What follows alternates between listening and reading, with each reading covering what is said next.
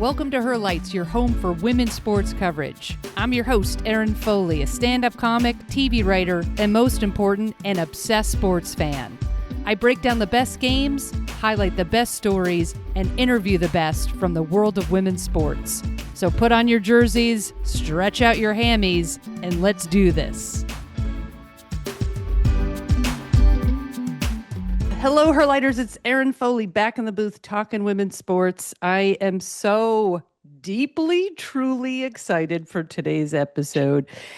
Some of you, the regulars, will obviously you'll know her name when I announce it in 2 seconds, but as soon as you hear her voice, you will perk up and be very, very happy. She is the host and producer of Find My Country House on A&E/Hulu, a fantastic stand-up comic, and in the middle of a national tour, you have to go see her, a lifelong Dodgers fan, and former co-host of Sports Without Balls, and most importantly, my dear friend. Please welcome to the show, Trish Suhr.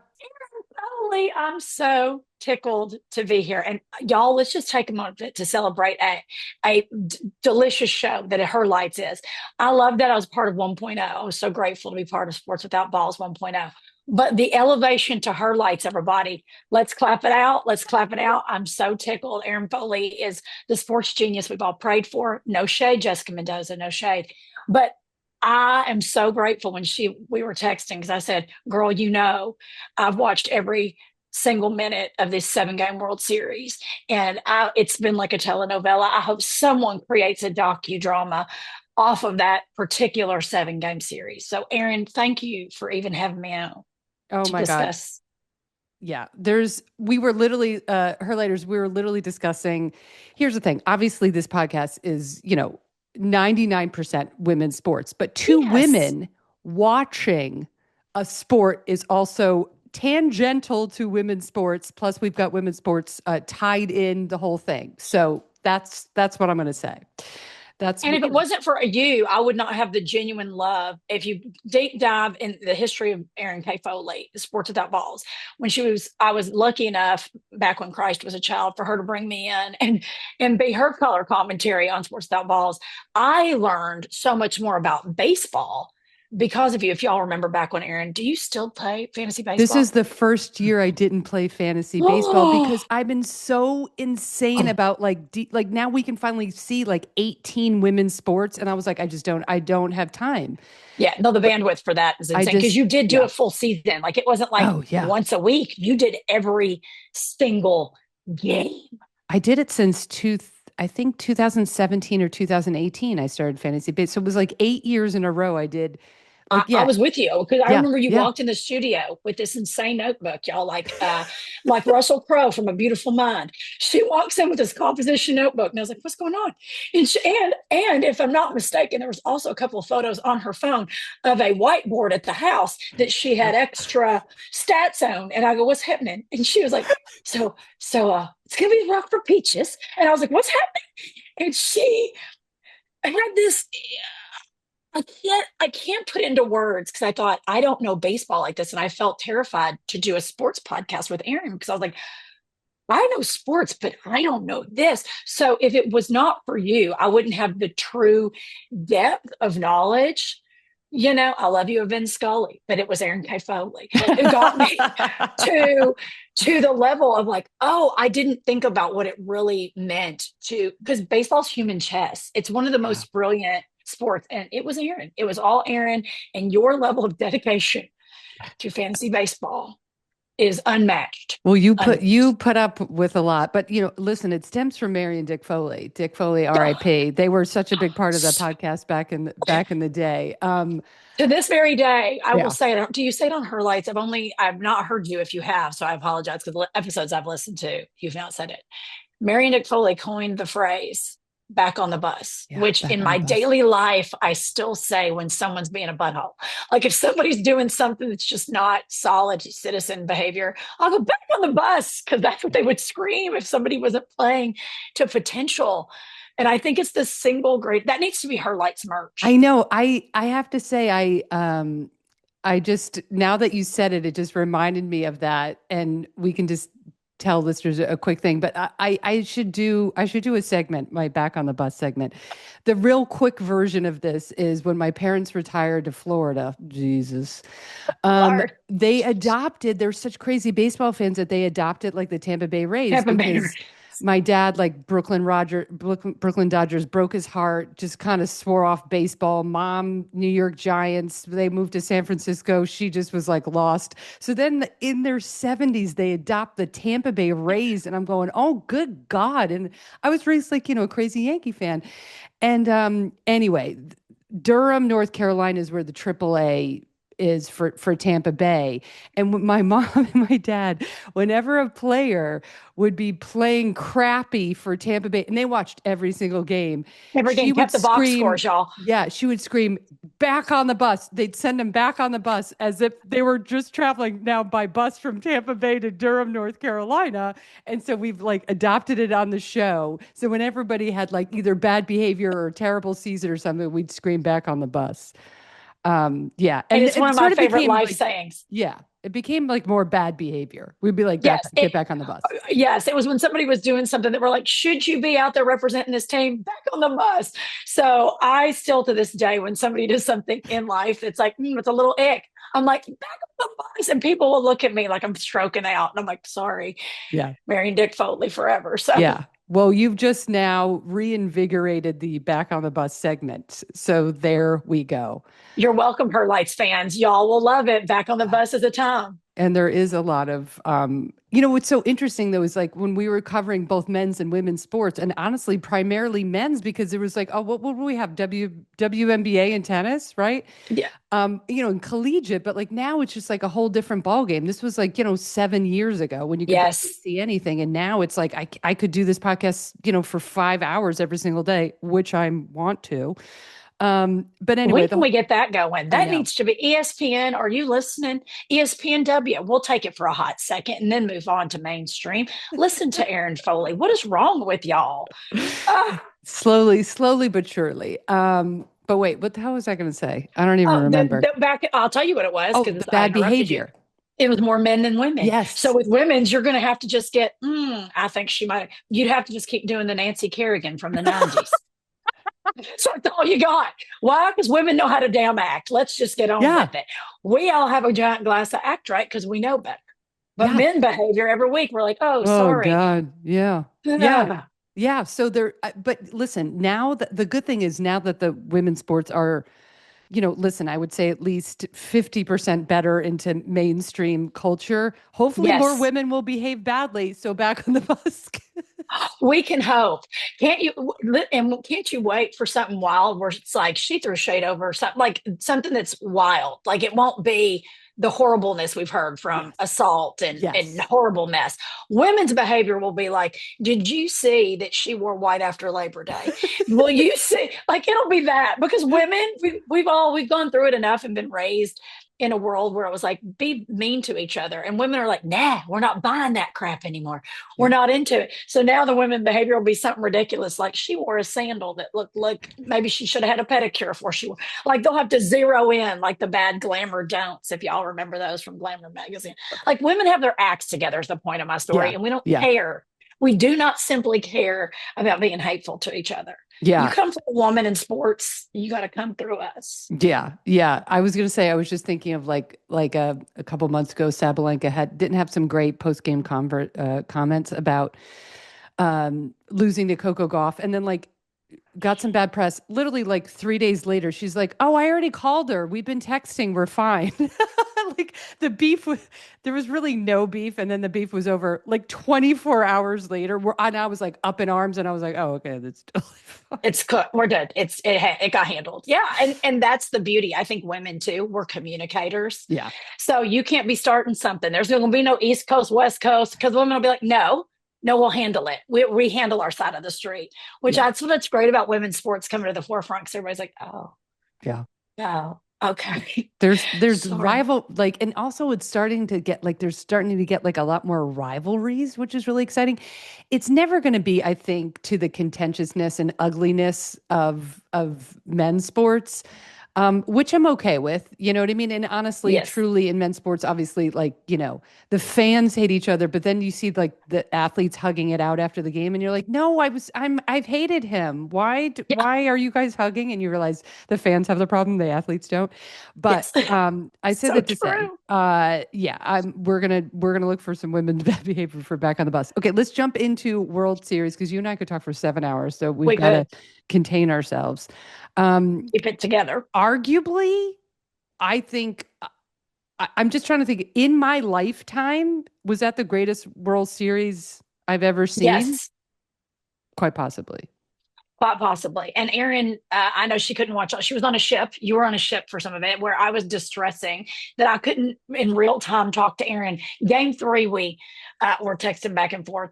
Was that game three? No, I'm sorry. No, Game two. It was game two two because and that was the one. three, I think, right? The Three 18 was the inning? eight. 18 was three, but you and Yeah. I were texting when I was having a fit because we were home with the Dodgers and we lost when we got it handed to us. And I was mortified that we were at home and played like garbage sauce. And I'm texting with Erin. I'm like, I'm gonna throw up. And then you had to leave for the ship. And then you left for the ship. And then I called you because I had flown to Rochester, New York that day, y'all. I flew from LA to Rochester, New York. I was exhausted. And I was like, I'll watch the World Series. I'll just go to bed late. Didn't know it was going to be 3 a.m. Didn't know it was going to be 3 That's a.m. on the East Coast. crazy. And Erin is on a literal cruise ship at sea, proceeds to do a show, come back, watch some of the games, says, still going. I think I'm going to go dance. It was classics night on the boat. Let me just break this down really quick. All the parties, it's all gay men, right? All the parties are like doing God knows whatever, poppers, and Good, then they good go for out and, them. but it's a lot of like, electronica, like EDM, yeah. stuff, yeah, stuff I don't love. But one night on the ship is classics. Like yacht rock Yeah, well, or like danceable yacht. 80s. Okay, 80s, 80s. Yes. 90s, early Yes. 2000s, dance, like Whitney, like all of it. And so that is my night. So I watch about 7 or 8 innings of the Dodger game, right? The fact that it was on the ship, it was only because it was Virgin cruises. Voyages. Are they Oh my, good? I want to go. oh my God, it's the most.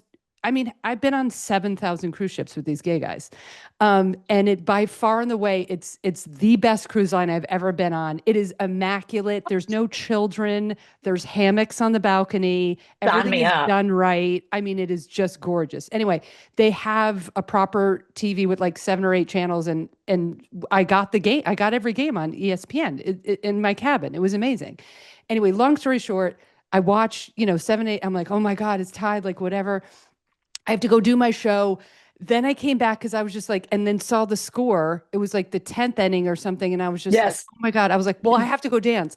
So then I danced because it was my one night. I was like, I have to dance. And then I came back and it was like It maybe was the the 16th 17th. or the 17th. And Six. I think I texted you, right? Yes. Yes. Because I was stressing out when we went to extra innings. You said I just got off stage. And I was like, I don't know what to do. So I'm up there pacing. I'm at my aunt and uncle's house, pacing in their like TV room.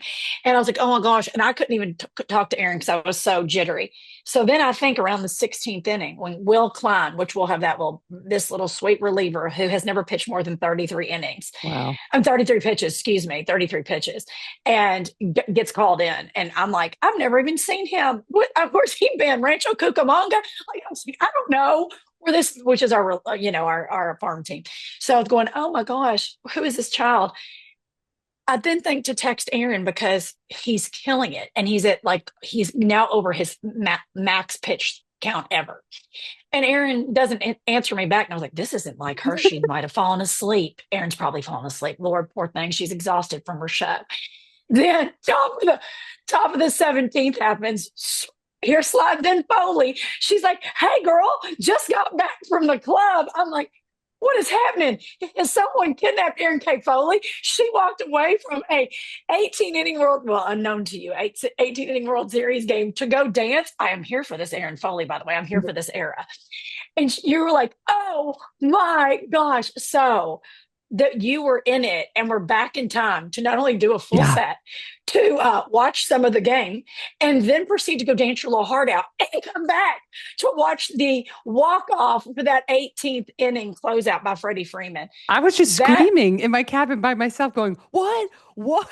I just I I like have chills now. It was crazy. It was crazy. it if you don't love baseball, and I get it, and I say this because my best friend is now engaged to the physical therapist of the Chicago Cubs, who she calls everything sports ball, should understand any of it, but she has since learned, being with him, that he was a professional player before he became a physical therapist, and has been with the Cubs for 9 years.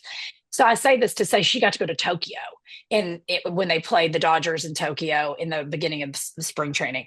So she has gotten really educated and now understand the stakes. And she was FaceTiming me, going, "What? I can't." She's like, "I don't know how you can like sports. It's so stressful." I was like, Yeah. "We got her," because that game, all 6 hours. It was 6 hours and 39 minutes, I believe exactly, but we'll round up and say 40.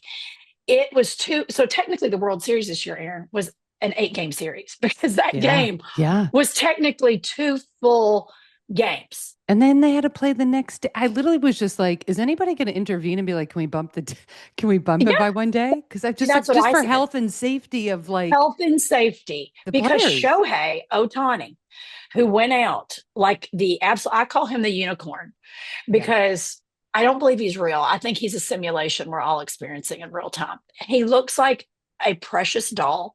His sweet little facial expressions. He doesn't have pores. They zoom in on his face that I need his skincare regimen. He, he's mystically magical. He never gets a scowl. Even when he gets upset, it's a slight scrunch of the nose and right back to precious. I don't understand him. He really I'm is. mystified by Shohei Ohtani, honest to God. So he goes out and he knew he didn't have his stuff. And it was weird, as if he gave some look over to Yamamoto and the rest of the, uh, pitching team. He gave this look to and it was like Kershaw knew, and they knew to pull him. It was this wild knowing. And I thought, oh gosh, this Wait, is was this, are you crazy. talking about the last game or his first? This was game 3 that we lost Oh, right, right, right. at Or no, home. no, I'm game sorry. three was, or game four. Yeah. Game 4 was, Yeah. I'm sorry, it all became one series after a while. Yeah. When Shohei had to pitch the next day after Yeah. the 18th inning, Yeah. so game Yeah. four, sorry, game 4. I was like, this is no bueno. Like I was going through it. I was like, this is not good. So it was a testament to the Dodgers, and I'll just jump right ahead that for me, and this is why I love the Dodgers so much. And y'all, I'm wearing the 2017 World Series hat. If that tells you I'm not a bandwagoner, I'm wearing the old school. That was the worst part of my divorce. Is my ex-husband got my season tickets to the Dodgers, but I kept my Sky Miles, so I felt like that was the win. But I say this to say, because there's more than 2 seats at Dodger Stadium, but I loved our seats.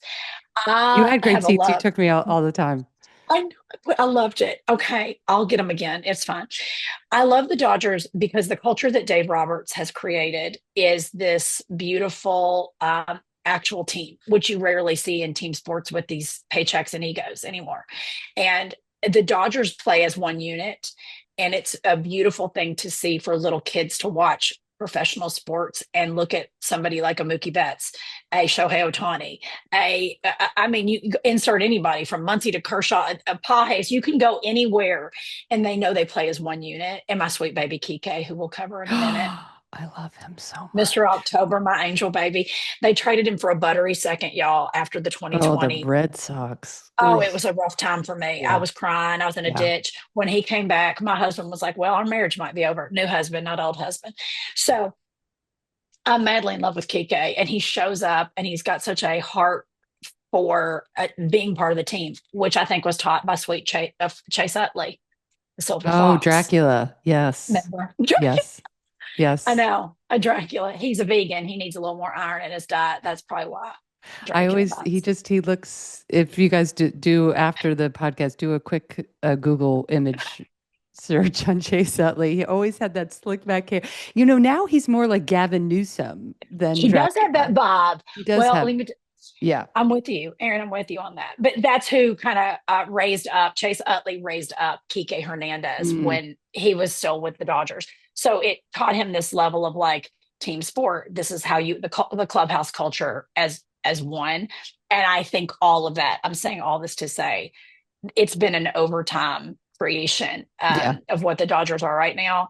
And let me say nothing against the Blue Jays. I was rooting for the Blue Jays because of the heart of that team. Oh, Like I I fell in love with the fell in Blue love. Jays. Yeah. I was like, my husband was laughing because I was like, oh, that was good, Bo. No, that was good. He goes, who watches their favorite team in the World Series? And is like, no, I'm not mad at that.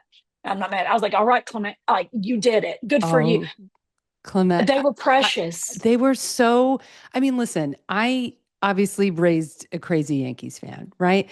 And so the Blue Jays are our enemy, you know? And I Sure. didn't watch, I honestly just did, this was the only baseball season, I think, probably in my life where I watched the least amount of baseball, right?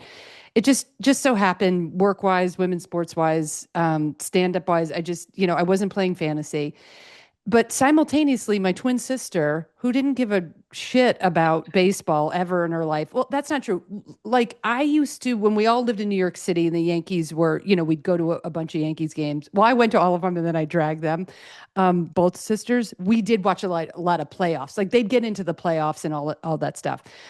Mika now is married to like a native, Angelino, diehard, crazy Dodgers fan. And now my sister, who couldn't give a shit, watches the Dodgers. I'm talking about every night. And then their daughter, and little Melissa, who's their stepdaughter, daughter, whatever. When Melissa came into our lives when she was 5, and she'd sit on my lap and go, Kike, Kike. And so I got a cold chill. I know I have like a heart, like a love for the Dodgers because of that, my Yes. family now, but like they're not ingrained in me. Like they're not my team, but they're like my adopted West Coast team. So if I'm watching Yankees, Blue Jays, I'm like, I hate these motherfuckers, right?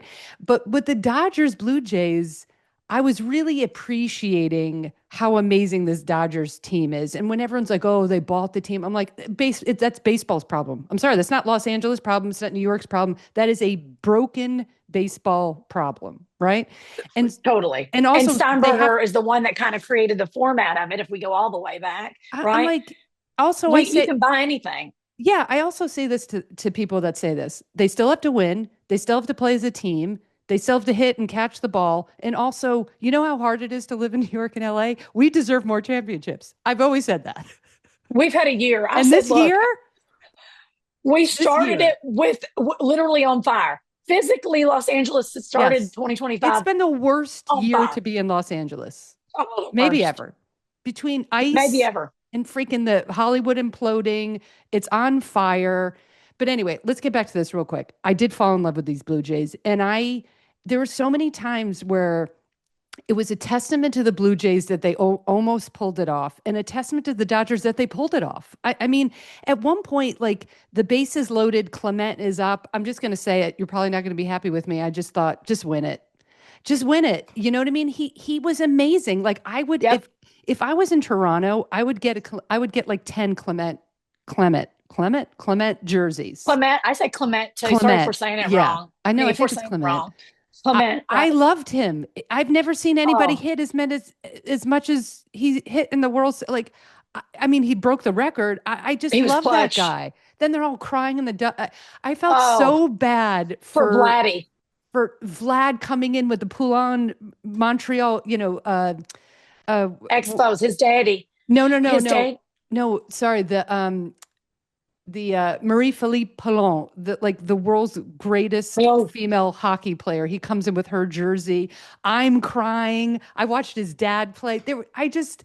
I wish they both could have won. That was my same. only bummer because I did fall. I hate that I fell in love with that Toronto Blue Jay team, but I I said the did. same thing. I said to Jace, I was like, this is the first time in my entire life in a professional setting. I thought, you know what? Not mad at the participation award. I think we just split it. I think we split it because there was a moment. This was the moment when Pajes went in, Oh when my Dave God. Roberts had the thought to pull Edmund, One, literally right before that, he pulls Edmund, puts in Pages, because Kike, even though Kike was his story on Jimmy Kimmel, if you didn't watch it, please watch the clip. Kike was like, listen, I was going back, I had it. And he goes, and then I thought I was in the NBA. I know how they feel now. Kike was like, I know how they feel when you get dunked on. It's like, because I got walled. He didn't even see Pages coming. And he said, I stayed down. He goes, and it got quiet because I thought, that's it. We've lost the World Series. He said, I stayed laying down because I thought, I can't believe we, messed this up. And he hears Pages go, hey, man, you okay? And he's like, what? And he goes, I caught it. And he's like, oh, and jumps up. I love it. And I jumps love up, that. and that's them running. But he said, he goes, I know what it feels like now to be in the NBA. He goes, I got slammed into and dunked on. And he was like, dang, that's real. Like he had no clue. And that moment was when I went, oh my God, we could maybe, this could maybe happen. Yeah. Because I thought we were done. And by the way, 2 outs away from losing. 2 outs away. We were 2 outs away. I was like, this isn't happening. Now, this is what I will say. It is a testament to those guys of being there before, because, they say all the time, if you have a bunch of money and you lose it, or if you've had success and lost it, it's so much easier to go back because you have in you in your subconscious. And I've just turned into Mel Robbins, everybody.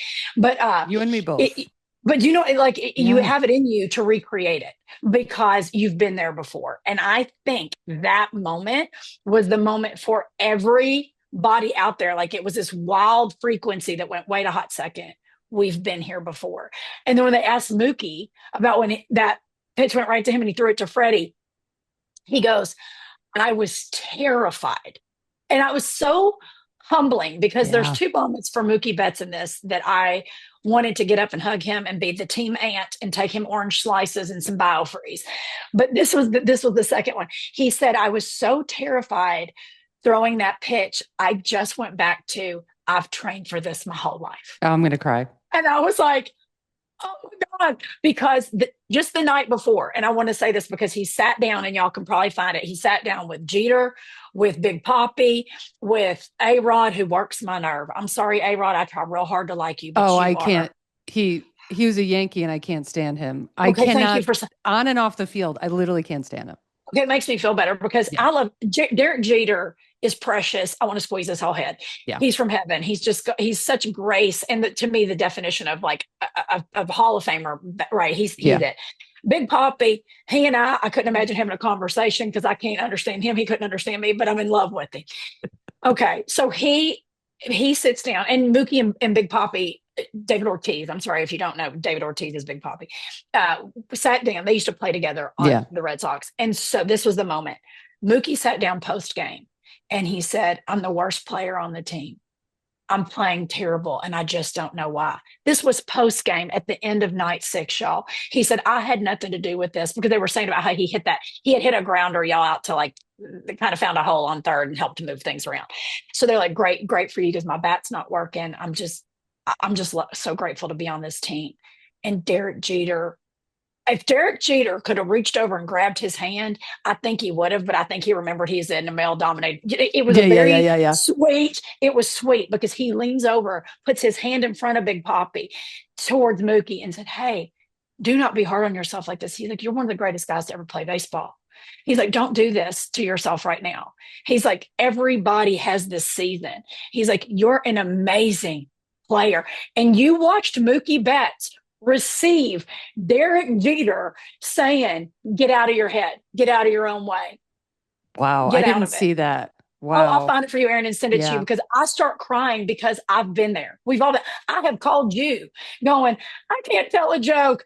What I'm doing. I think I'm going to go into horticulture.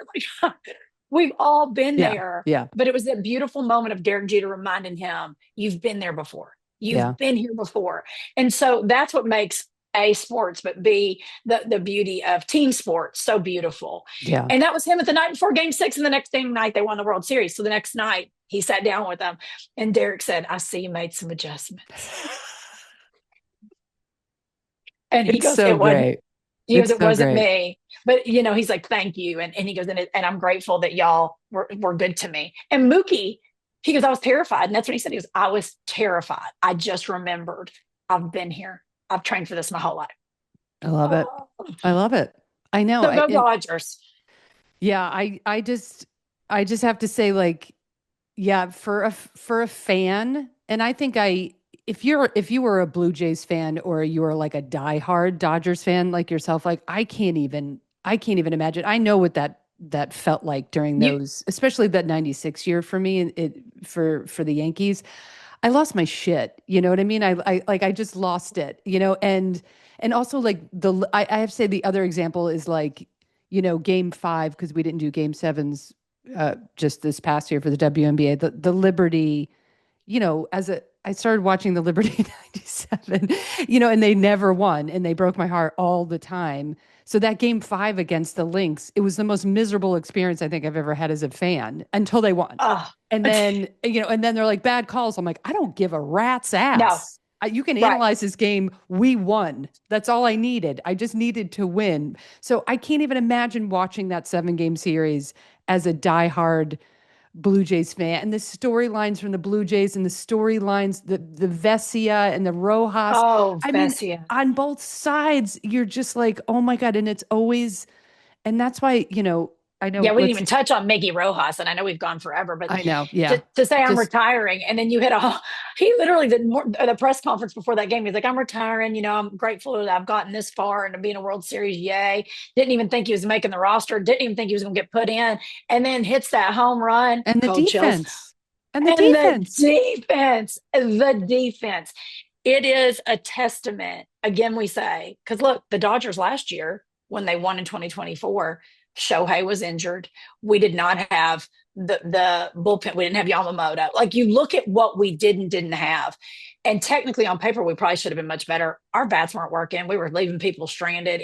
We were not the best technically by a country mile. It was the Blue Jays in their skill set, right? Yeah. But I think, and this is what we'll all go back and study, this was a testament to playing as one. This was, to me, this Dodger team this year, 2025, Kershaw's last year, now Miggy's last year, it was a watching a bunch of extremely expensive players put their egos in the locker room and went out and played as one unit Yeah. and didn't question it. And to me, that I played tennis, so I was a solo player. So to watch a team sport function at that level is just, it's beautiful. It all reminds us how we could work as a community in the world better if we all just put our shenanigans aside and worked as one, because that was it. They Yeah. weren't better, they were just one.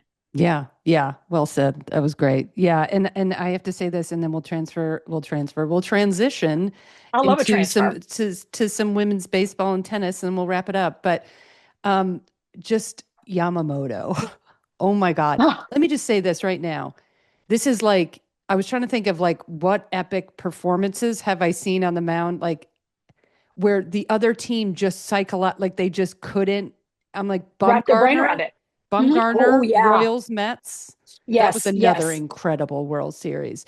But like, you know, like just people when they get on the mound, you go, like the other team is just like, oh, we just like we can't hit them. And if Yamamoto was American, he would be talked about so much more. He'd be on the Totally. cover of like every single magazine. He would be like Totally. American hero, but you know, he's Japanese, so he's going to get like, you know, second class treatment. But oh my God, Yep. that is one of the most amazing pitching performances we will literally ever Never see, see. ever. When I saw psychologically, and this is look again, psychologically from someone that came from a solo sport, but to watch him, I cannot imagine what the Blue Jays dugout thought when he started warming up.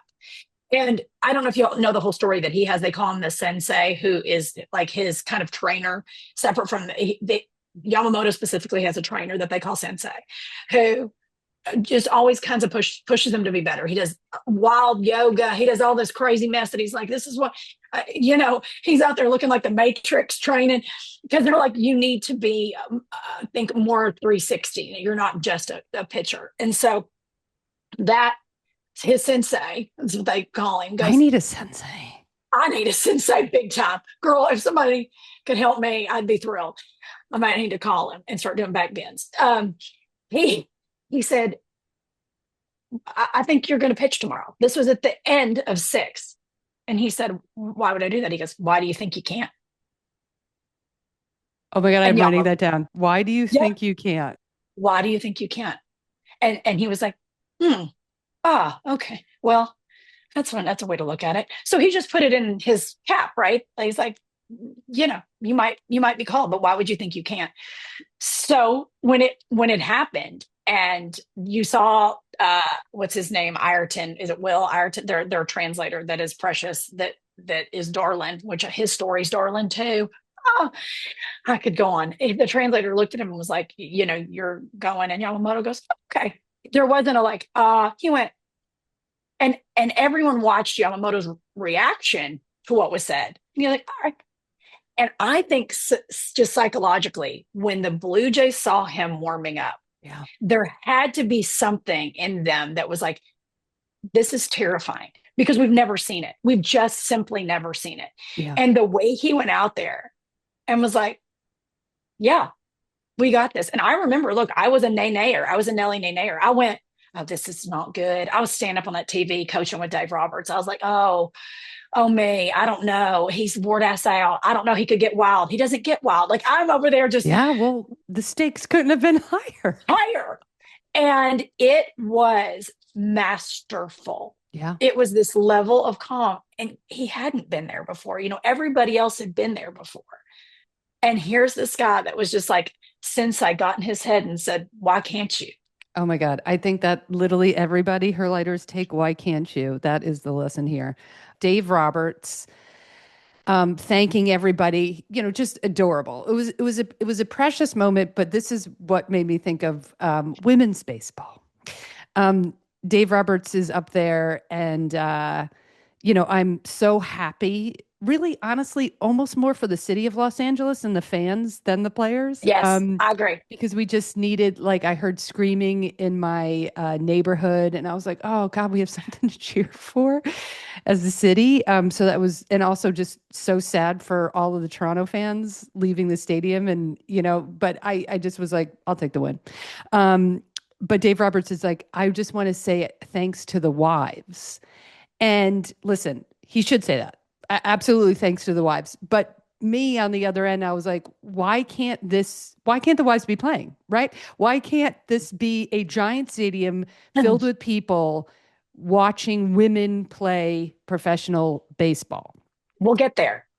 We're getting there. We're getting there. Do you want to comment on the wives, and then we'll go? Well, I just have some baseball news and we have tennis news. Okay, very quickly, I'm with you on that because look, we do know that baseball is the longest season in sports, right? Unless it's hockey longer. No, it is baseball. It's the longest season. And my best friend, who is now, like I said, engaged to the trainer from the Cubs, I will say now, knowing from the front of house perspective, and I hope Dave Roberts meant it, and it's, they're certainly not military families, but you lose your spouse. You really lose your spouse.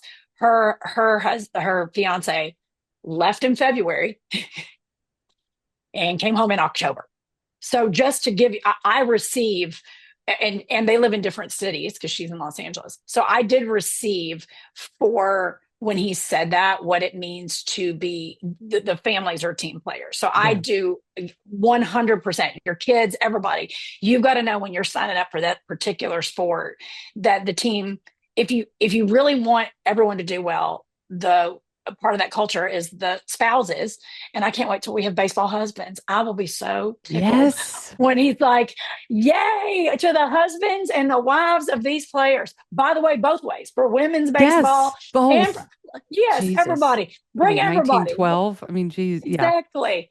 Yeah. We can't wait. So that being said, I do appreciate that Dave Roberts is so inclusive of what it takes for a win. Yeah. That's what I loved. But I am with you, Erin, that I can't wait till we just get to a point where we're like, oh my gosh, here comes, what are they going to call our LA team, by the way? I hope it's something fun like Dodger adjacent. I can't think of what that would be. Dodgerettes. If they Dodger. if they said Dodgerettes, I'd lose my shit. But yeah, I just can't believe we got a team. Okay, so here we are next summer, and I if you're a regular listener, we had CJ Silas on. If you haven't listened to that, she's an ESPN radio host, and she hosted the tryouts in DC a couple months ago. So check out that episode. But yeah, so the draft. So the new news for the Women's Professional Baseball League, which kicks off in 2026, four teams, New York, Boston, LA, and San Francisco. I Great was cities. That's good. I was really excited by that. I thought it was going to be the opposite. I thought it was going to be like Heartland, like more like AAA stadiums in the Heartland and maybe one city. So it's going to be really interesting to see where the locations are for, I Yeah, mean, will they play? That's my questions for you. Do we know, are they playing in the same season as regular baseball, or is it an off-season situation? they haven't announced that yet, but I have an inside scoop. It has not been fact checked that I think it will be right after the baseball season. I could I be like that. wrong, but I think it's going to be on the tail end, maybe of like October, November, December. I could totally be wrong, but Okay. I don't know. I don't know how much support and involvement MLB is really giving. I think they're giving some. I don't know. Well, it'll be There's like the rumors. WNBA back in the day. Like, Yeah, oh, we'll we take it as support a you, write but off in the beginning. And yeah, then after that, they're like, oh, my bad. A Caitlin Clark jersey is going more than a LeBron jersey now. Hey, yeah, hey, yeah. I So see you. I think it's going to take a little time, but the big news is November 20th is the draft. So it's going to be, yeah, four team snake draft. Just meaning, I don't know who gets the first pick, first, second, third, fourth. I don't know how they're going to determine that, but then they'll just kind of like, like a snake, just the fourth, how am I describing this? It's like one, two, three, four, and then four gets the other pick, then three, two, one. If you've played fantasy Like a baseball, it's ladder yeah. So, well, like a or a snake. snake. Snake. Gotcha. Y'all can tell math is not my gift set. If you need the clubhouse stylized, I got you. But math is not my gift set. That's why I can't do fantasy sports. But Monet Davis, Kelsey Whitmore. I mean, Monet Davis, like we watched her when she was 13 Do years you old remember, pitch. Yes, girl? I I think think we we probably did. covered it. I'm sure We we did. covered it. We did because you remember, and I remember because we did the episode. If you went back in the archives, I'm sure there's the episode for her Little League World Series. Is it Andrea Mitchell? Who Andrea? Not Mitchell. She's on a journalist for the White House. It was a blonde hair. I cannot think of her name. Oh my gosh, I'm sorry. But they were sitting there and they were talking to her teammates. It was the two other teammates. I'm sorry, and then the other like the best hitter from the team they were going up against at the Little League World Series. So she is pitching the other team. It was their best hitter, and then one of her teammates. So two boys and Monet sitting there, and this is what happens. They said, "How do you feel?" About, and you and I remember our both of our faces when we watched the clip.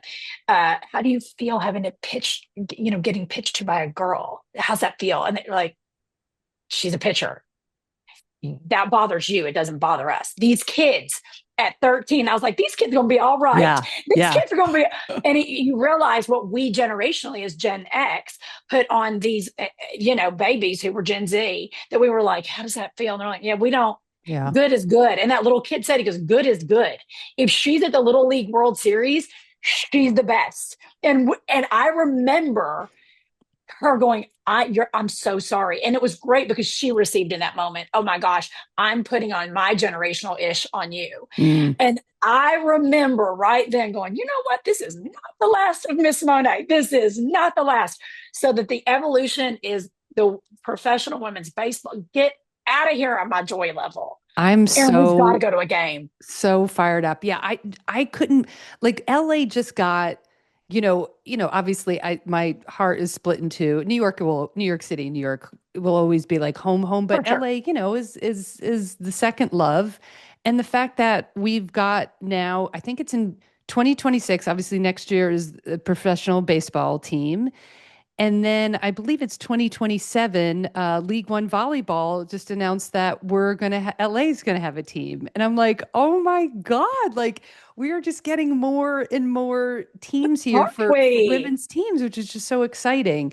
But yeah, we'll continue to cover it. But just the Monet Davis of it all, like the full circle moment. I mean, that was 11, what, She's 10, 24 now. 10 years Yeah. ago? Yeah. She was 13, 24. That 11, see, math's not my gift Yeah, set.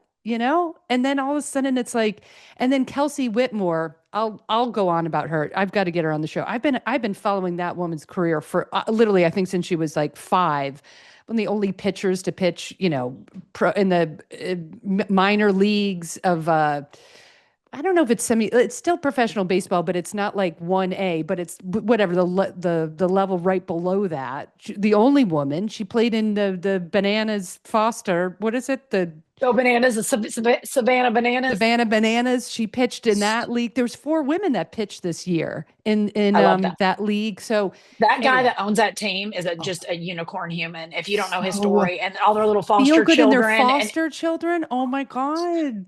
Oh I'm my like, God. I will go support y'all. What do you Yes, need? Bake I'm sale, dying to work. go to a game. I got to go to Me a game. too. We gotta go. Okay, Tell me, we're gonna round it out because rounded it out. rounded it out. We're gonna round it out with just one last story, and I wanted to get your opinion because obviously you grew up playing tennis and you were in the what's that guy's name? Camp in Florida, the Nick one Bollettieri, Nick Volaterri camp. We're talking who is to famous for Pete Sampras and Andre all of Agassi them. and Monica Yeah, Seles. Yeah. If yeah. you could play tennis at the time, that's where you went to get your education in. Well, Trish was there, everybody. She is That's it. a phenomenal tennis player, and it was just announced. Now, this was announced, rumored. I heard about this maybe a month ago, but it was just confirmed this week, and I thought this is the best way to end this out. Another battle of the sexes on the tennis court. Sabalenka is playing Nick Kyrgios on December 28th in Dubai, and I don't like it at all. I think No, it's absolutely hot garbage. I'm a big hot garbage. Sabalenka fan, but Kyrgios is not great, not a great human, and Mhm. just crazy. Let me just say this really quick. Let me set this scene.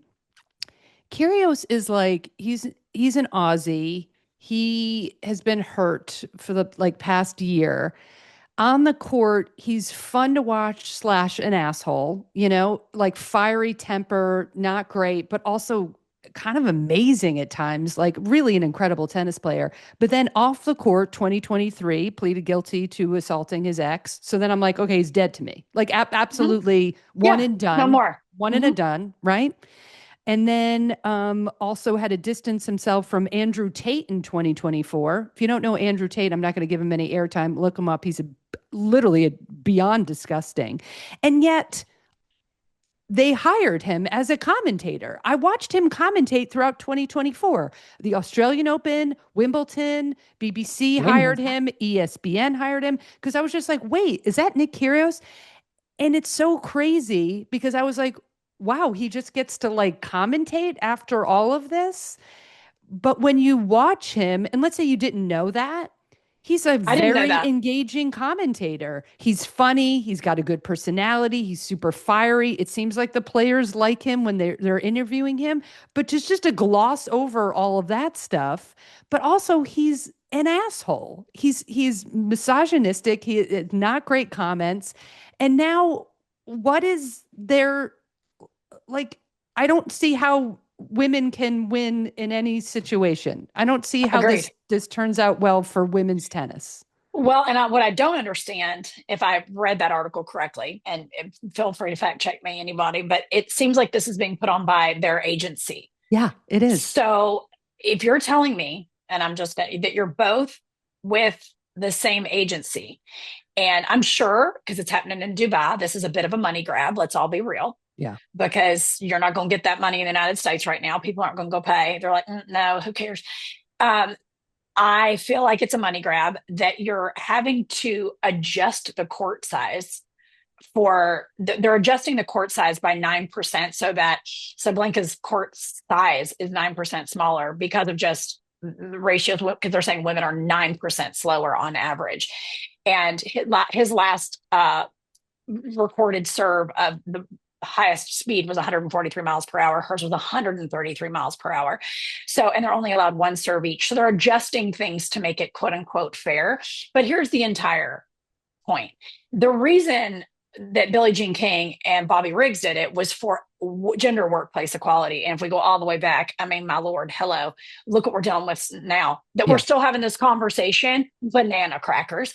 But I digress. You cannot put somebody up that has clearly a history of assault and no longer giving a foot about women, because if he loses to her, he'll just most likely say, well, I was injured, I'm not at my best. He'll give all the excuses as to why.